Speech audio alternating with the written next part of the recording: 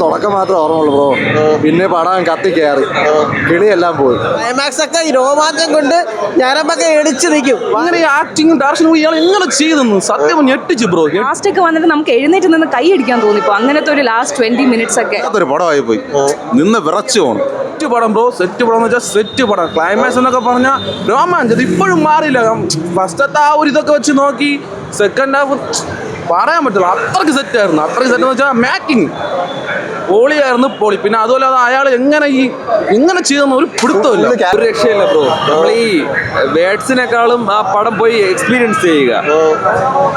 നമ്മള് ലാസ്റ്റ് കണ്ട കുറെ പടങ്ങൾ എന്ന് പറഞ്ഞാൽ കുറെ പ്രതീക്ഷ വന്നിട്ട് ലാസ്റ്റ് ഒന്നും കിട്ടാതെ പോയൊരു ഐറ്റമാണ്. പക്ഷെ ഇത് ഒരു രക്ഷയില്ല എന്ന് പറഞ്ഞാൽ കേട്ടില്ല, അപ്പൊ ഒരു രക്ഷയില്ല. ലാസ്റ്റത്തെ ആ ഒരു 30 minute ഒക്കെ എന്ന് പറഞ്ഞാൽ വേറെ ലെവലാണ്. ആ ഒരു രോമാഞ്ച് ഇപ്പോഴും നോക്കിയാൽ കാണാൻ പറ്റുക. രോമാഞ്ച് ഇപ്പോഴും അതേപോലെ തന്നെ നിൽപ്പുണ്ട്. ഒരു രക്ഷയില്ല. പക്ക സാറ്റിസ്ഫൈഡ് ആണ്. പക്ക 100%, 100% 150% സാറ്റിസ്ഫൈഡ് ആണ്. ഋഷഭ് ഷെട്ടി കറക്റ്റ് ആയിട്ട് ഒരു ഇത് നോക്കുവാണെങ്കിൽ നാഷണൽ അവാർഡ് പുള്ളിക്ക് ഇപ്രാവശ്യം കൊടുക്കേണ്ട മുതലാണ്. പിന്നെ സൂപ്പർ കാട്ടുതീ പടം, തീ കത്തി കത്തി പടർന്ന് ഭയങ്കരമായിട്ട്. ക്ലൈമാക്സ് ഒക്കെ രോമാഞ്ചം കൊണ്ട് ഞാനൊക്കെ എടിച്ചു നിൽക്കും. ഭയങ്കര ഋഷഭ് ഷെട്ടിയുടെ ആക്ടിങ് നമുക്ക് വേറെ ലെവല്. നമ്മൾ വേറെ ലോകത്ത് പോയിരിക്കുന്നവരാണ്. വേറെ ഇത് വേറെ സാധനം. അത് പുള്ളി VFX അതുപോലെ സിനിമാറ്റോഗ്രാഫി ഇതെല്ലാം, മ്യൂസിക്, ബാക്ക്ഗ്രൗണ്ട് സ്കോർ എല്ലാം മാസ്. ഫസ്റ്റ് ഹാഫിൽ കുറച്ച് ലാഗും കാര്യങ്ങളൊക്കെ ഉണ്ട്, സ്റ്റോറി പ്ലോട്ട് സെറ്റ് ചെയ്യുന്ന അതിൻ്റെയൊക്കെ ഉണ്ട്. ഇന്റർവൽ ബ്ലോക്കിന് സെക്കൻഡ് ഹാഫ് എന്താ സംഭവിച്ചെന്ന് അറിഞ്ഞൂടാ, ആളിക്കത്താണ് സാധനം. ക്ലൈമാക്സ് ലാസ്റ്റ് ഒരു 10-25 അരമണിക്കൂറൊക്കെ എന്റെ ദൈവമേ ഒന്നും പറയല്ല. ഭയങ്കര പടം. Don't miss theatre must watch പടം. ഭയങ്കര ഡിവോഷണൽ ഫീൽ വരും, രോമാഞ്ചം വരും, ഞരമ്പൊക്കെ എടിച്ച് നിൽക്കും. ഭയങ്കര ഫീലാണ്. ഭയങ്കരമായിട്ട് നമ്മൾ ഇതിലോട്ടാവും. ഒരു രക്ഷയില്ല, ഒന്നും മിസ് ചെയ്യണ്ട.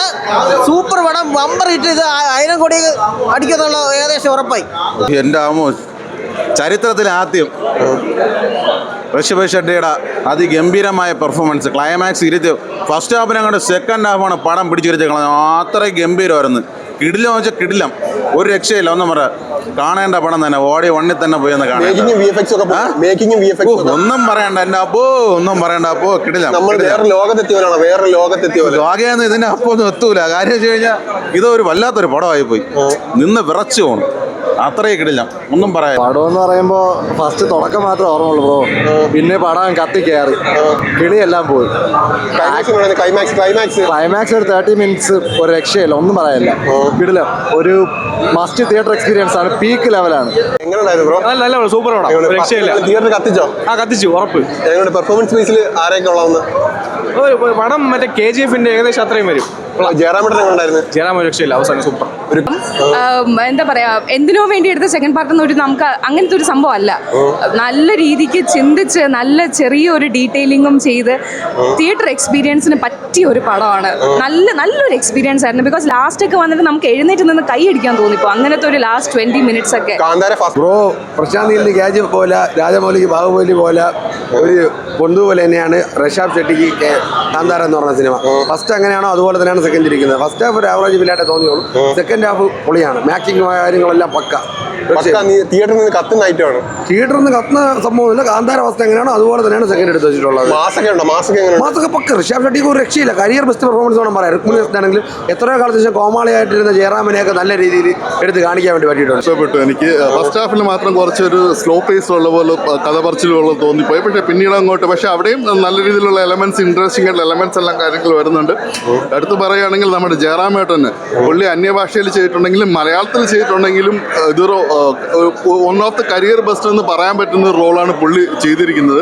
അതുപോലെ തന്നെ രുക്മിണി വസന്ത് തുടക്കത്തിൽ നമ്മൾ അത്ര അങ്ങ് പ്രതീക്ഷിക്കില്ല, പക്ഷേ പുള്ളിക്കാരത്തിയുടെ ഒരു വേറെ ലെവൽ പെർഫോമൻസ് തന്നെയായിരുന്നു. പിന്നെ ഋഷഭ് ഷെട്ടി പ്രത്യേകിച്ച് പറയേണ്ട ആവശ്യമില്ല, കാരണം ത്രൂ ഔട്ട് അദ്ദേഹം പൊളിച്ചടുക്കി കൈ തന്നിട്ടുണ്ട് സിനിമ. അപ്പം നല്ലൊരു വ്യത്യസ്തമായ ഒരു കഥ പറച്ചിലാണ്. അപ്പം ട്രെയിലറിൽ കാണിക്കുമ്പോൾ തന്നെ പഴയ കാലഘട്ടത്തിൽ ഒരു കഥ പറയുന്ന രീതിയാണ്, അന്ന് എന്ത് സംഭവിച്ചു എന്നുള്ള കാര്യങ്ങളാണ്.